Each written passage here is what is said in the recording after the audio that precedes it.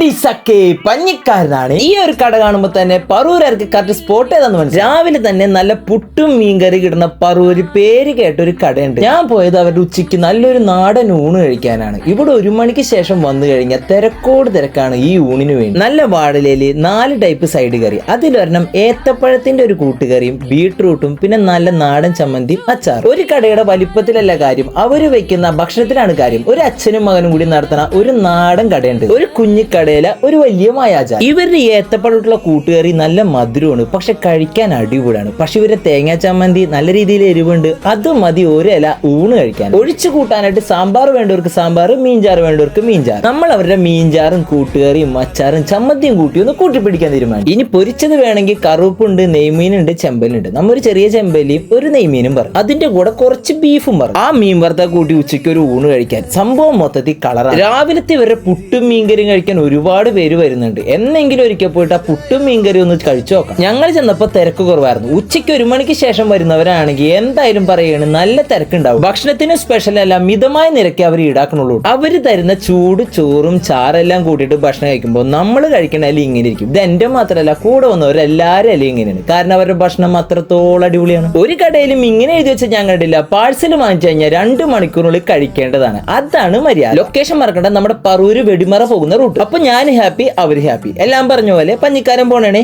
സുലാൻ.